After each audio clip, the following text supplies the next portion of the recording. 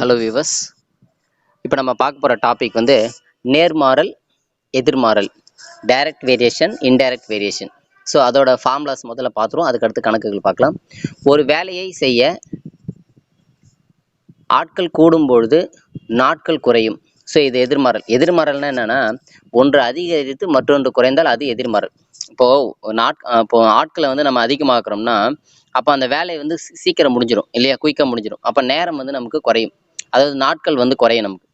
சரிங்களா, இது வந்து எதிர்மாறல்னு சொல்லுவோம். அடுத்தது ஒரு வேலையின் அளவு கூடும்பொழுது நாட்களும் கூடும், இது நேர்மாறல். இப்போது ஒரு வேலையை அதிகமாக்கினே இருக்கிறேன், அப்போ ஆட்களும் அதிகமாகும் இல்லைங்களா. ஆட்கள் அதிகமான அப்போ அதோட வேலையினுடைய நம்ம எதை கம்பேர் பண்ணுறோன்றதை பொறுத்து இங்கே வந்து பார்த்தீங்கன்னா வேலையினுடைய அளவையும் நாட்களையும் கம்பேர் பண்ணுறோம்.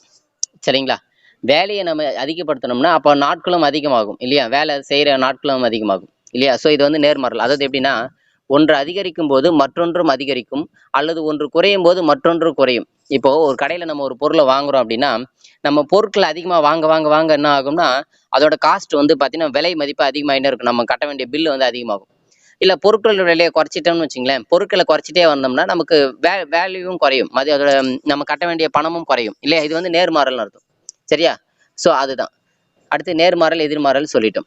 ஸோ அதுக்கான ஃபார்முலா தான் இங்கே கொடுத்துருக்காங்க. முதல்ல வந்து எதிர்மாறலுக்கான ஃபார்முலான்னா, பின்னு ஒரு பொருள் அதோட விலைன்னு வச்சுக்கேன் கியூ, அந்த மாதிரி இருக்கும்போது ஸோ என்ன பண்ணால் P/Q இன்ட்டு எக்ஸு, அப்போ தான் நமக்கு அந்த ஆன்சர் கிடைக்கும் இல்லைங்களா. இது ஃபார்முலா. அடுத்து நேர்மாறலுக்கான ஃபார்முலா என்னென்னா, இந்த குறுக்கு பெருக்கு பண்ணிட்டு இந்த பியும் இந்த கொஸ்டின் மார்க் போட்டலாம் அதையும் இந்த ஓகேங்களா, P into question mark equal to Q into X. So இதை கான்செப்டை ஞாபகம் வச்சு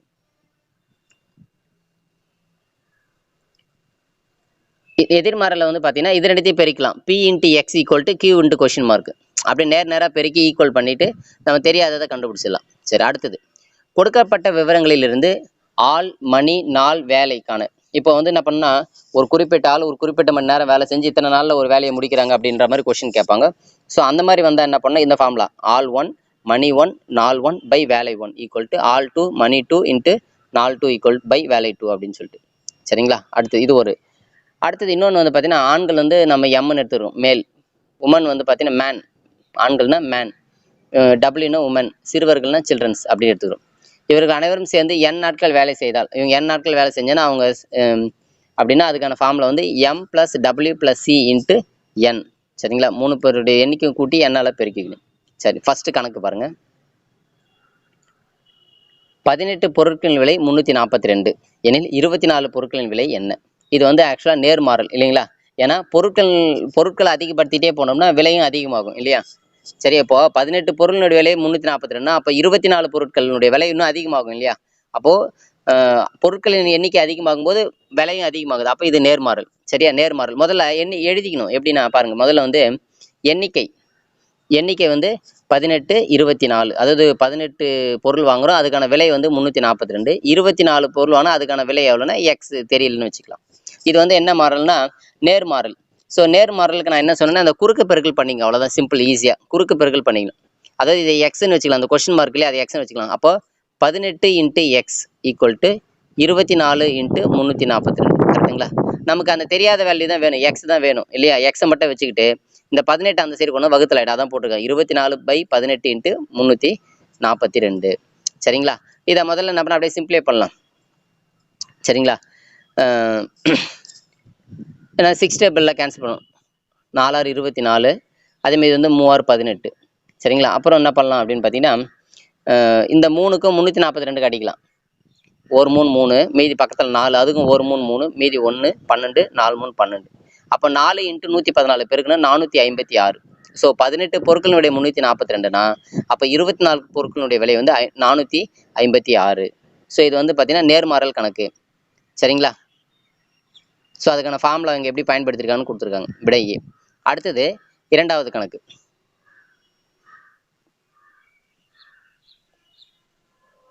பொன்முத்து என்பவர் 10 மாதங்களுக்கு ரூபாய் 650 வட்டியாக பெறுகிறார். நல்லா புரிஞ்சுங்க, 10 மாதத்துக்கு 650 ரூபா வட்டி கிடைக்குதுன்னா 6 மாதங்களுக்கு அவர் பெறும் வட்டி தொகை எவ்வளவு? இதுவும் நேர்மாறல் தான். ஏன்னா 10 மாதங்களுக்கு 650 ரூபா கிடைக்குது, அப்போ 6 மாதத்துக்குன்னா குறையும் இல்லையா. ஏன்னா மாதங்கள் குறையும் போது என்ன ஆகும்னா அதோட மதிப்பும் வட்டியோட மதிப்பும் குறையுது, அப்போ இது வந்து நேர்மாறல். சரிங்களா, ஸோ அதே கான்செப்ட் தாங்க பாருங்கள். காலம் 10 மாதம், தொகை வந்து 650, அப்போ 6 மாதத்துக்கு எவ்வளோ தொகை அப்படின்னு கண்டுபிடிப்போம். சரிங்களா? இது வந்து நேர்மாறல்ன்றதால என்ன பண்ணணும், குறுக்கு பெருக்கல் பண்ணிக்கங்க அப்படின்னு சொல்லியிருக்கேன். ஸோ குறுக்கு பெருக்கல் பண்ணிக்கலாம். இதையும் குறுக்கு பெருக்கல் இது எக்ஸ்ன்னு வச்சுக்கலாம். அந்த தொகை தெரியாத தொகை எக்ஸ். அப்போ குறுக்கு பெருக்கல் பண்ண என்ன வரும், 10x ஈக்குவல் டு இந்த 6 × 650 போட்டிருக்காங்களா, நமக்கு எக்ஸ் தான் வேணும். அப்போ 10 அந்த பக்கம்னா வகுத்தல் ஆகிடும். ஸோ அதுதாங்க போட்டிருக்காங்க. ஸோ நீங்கள் ஃபார்முலா பயன்படுத்தினாலும் ஓகே, இல்லை இப்படி போட்டாலும் ஓகே. ஸோ இந்த 10க்கு 0 ஒரு 0 அடிச்சிட்டோம்னா 6 × 65 390. அப்போ 6 மாதத்துக்கு அவருக்கு கிடைக்கிற வட்டி தொகை வந்து 390. ஓகேங்களா? மூன்றாவது கணக்கு. 36 ஆட்கள் சேர்ந்து ஒரு வேலையை 11 நாட்களில் முடிப்பார்கள் எனில் அந்த வேலையை 44 ஆட்கள் எத்தனை நாட்களில் முடிப்பார்கள்? சரிங்களா? அதாவது ஆட்கள் நாட்கள். சரிங்களா? ஆட்கள் நாட்கள் அப்படின்னும் போது ஸோ நம்ம வந்து இங்கே பார்த்தீங்கன்னா ஆட்கள் அதிகமாக்கணும், நாட்கள் குறையும். இல்லை நாட்களை அதிகமாக்கணும்னா நாட்கள் குறையும் இல்லைங்களா? ஸோ அப்போ இங்கே வந்து எதிர்மாறல் ஆக்சுவலாக அது. சரிங்களா? எதிர்மாறல். ஸோ எப்படி போடலாம் பாரு. முதல்ல வந்து ஆட்கள் நாட்கள் அப்படின்னு பிரிச்சுக்கலாம். முதல்ல எத்தனை 36 ஆட்கள் வேலை செய்கிறாங்க, எத்தனை நாளில் முடியும், 11 நாளில் முடிக்கிறாங்க. அப்போ 44 ஆட்கள் செய்யும்போது நாட்கள் வந்து என்ன ஆகும், இன்னும் குறையும் இல்லைங்களா? ஸோ அதை தான் கண்டுபிடிக்க போகிறோம். இது வந்து எதிர்மாறல்னு தெரிஞ்சு போச்சு. ஸோ எதிர்மாறலுக்கு என்ன சொல்லியிருக்கோம் அப்படின்னு பார்த்தீங்கன்னா, இந்த அப்படியே பெருக்கணும்னு சொல்லிட்டு பாருங்க. இந்த 36 × 11 பெருக்கணும். 36 × 11 ஈக்குவல் டு போட்டு இது ரெண்டுத்தையும் பெருக்கணும். அதாவது 44 × இந்த கொஸ்டின் மார்க் இருக்குல்ல எக்ஸ். இப்போ நமக்கு எக்ஸ் தான் வேணும் இல்லையா? இந்த 4 இந்த பக்கம் வந்து வகுத்தில் ஆகிடும். பை 4 போட்டுக்கலாம். ஸோ 4 36 9 இல்லைங்களா? சரி, இந்த இடத்துல 44 4ன்னு போட்டு 44. So by 44. ஸோ 36 × 11 பை 44 இல்லைங்களா? சரி, இப்போ பாருங்க, இந்த 11க்கு 44 கடிச்சா 4, 4க்கும் 36 கடிச்சா 9. ஸோ 9 நாட்களில் முடிப்பாங்க. ஸோ ஏன்னா 44 பேர் அதிகமாக்கிட்டோம் இல்லையா? மொத்தம் வந்து 44 பேர் இருக்காங்க. முன்னாடி 36 பேர் தான், இப்போ 44. சரிங்களா? ஸோ எதிர்மாறல் அதுக்கான ஃபார்முலா நம்ம இங்கே கொடுத்துருக்கோம். P/Q × X அப்படின்னு சொல்லிட்டு போடலாம். அடுத்து 4வது கணக்கு. 60 கிலோமீட்டர் வேகத்தில் செல்லும் பேருந்து ஒரு குறிப்பிட்ட தூரத்தை 5 மணி நேரத்தில் கடக்கிறது. 60 கிலோமீட்டர் வேகத்தில் போகுது. அப்போ 5 மணி நேரம் ஆகுது போகிறதுக்கு. எனில் 40 கிலோமீட்டர் வேகத்தில் சென்றால் எவ்வளவு நேரத்தில் அந்த தூரத்தை கடக்க முடியும்? போகிற தொலைவு வந்து காமன். சரிங்களா? இங்கே வந்து என்னென்னா வேகத்தையும் டைமும் கொடுத்துரும். இப்போது வேகத்தை வந்து நம்ம அதிகப்படுத்துகிறோன்னு வச்சுக்கேன், நம்ம போய் சேர்ற டைம் வந்து குறைஞ்சிரும் இல்லையா? வேகத்தை நம்ம ரொம்ப ஸ்லோவாக போனோம்னா டைம் அதிகமாகிடும் இல்லைங்களா? அப்போது என்ன ஆகுதுன்னா, இது வந்து எதிர்மாறல். இது முதல்ல பாருங்களேன், வேகம் மணி அப்படி வச்சுக்கலாம். வேகம் வந்து 60ல் போகிறாங்க, 5 மணி நேரத்தில் போகிறோம். அப்போ 40ல் போனால் என்ன அப்படின்னா, இது வந்து எதிர்மாறல்னு சொல்லியாச்சு. என்ன பண்ணால் அப்படியே பெருக்கலாம். இந்த 60 × 5 இது பாருங்க, 60 × 5 ஈக்குவல் டு இந்த தெரியாத எக்ஸ்ன்னு வச்சுக்கலாம், 40 × எக்ஸ். நம்ம எக்ஸ் தானே வேணும். இந்த 40 இந்த பக்கம் வந்தால் பெருக்கு வகுத்தல் ஆகிடும். அப்போது 60 × 5 பை 40. இந்த ஒரு 0 அடிச்சிட்டோம்னா அந்த 4 கடிச்சா 2 அடிச்சா 3 இல்லை 3 5 5 பை 2ன்னு வரும். 5 பை 2னா 7.5. அப்போ 7.5 மணி நேரம் ஆகும். ஏன்னா வேகத்தை குறைச்சிடும் இல்லையா? வேகத்தை குறைக்கும் போது என்ன ஆகுதுன்னா 5 மணி நேரம் போகிறது வந்து இப்போ என்ன ஆகுதுன்னா 7.5 மணி நேரம் ஆகி போகுது இல்லைங்களா?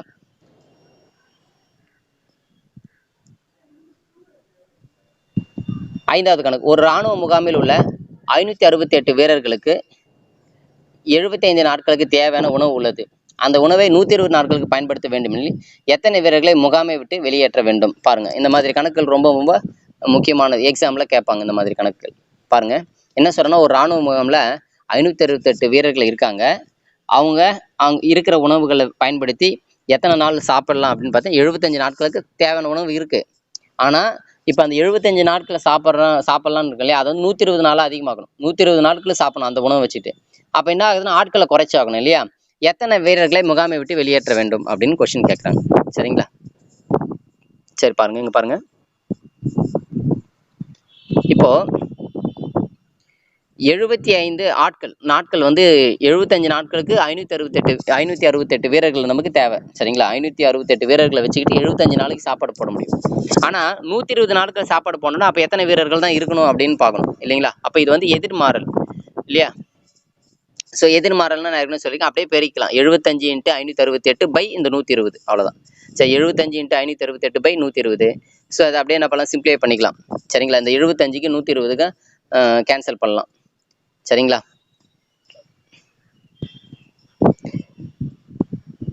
15 5 75. ஸோ இதில் 5 அடிச்சிடணும். என்ன வரும் அப்படின்னு பார்த்தீங்கன்னா 24 வரும். ஸோ அதே மாதிரி இதில் அப்படியே என்ன பண்ணலாம், இது பண்ணலாம்.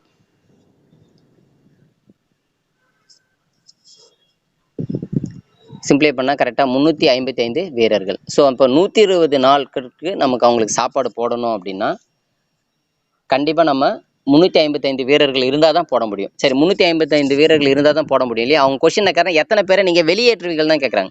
அப்போ ஏற்கனவே 568 பேர் இருக்காங்க, 350 பேர் இருந்தால் போதும். இப்போ அப்போ மீதி இருக்கிற எக்ஸ்ட்ரா இருக்கணும், நம்ம வெளியே அனுப்பிடுவோம் இல்லைங்களா? ஸோ அப்போ கழிக்கணும். அதாவது 568லேருந்து 355 கிடைச்சா 213 பேரை கண்டிப்பாக நம்ம வெளியேற்றினா தான் அந்த இருக்கிற உணவை வச்சுட்டு நம்ம 120 நாளுக்கு சாப்பாடு போட முடியும். சரிங்களா? ரைட், அடுத்தது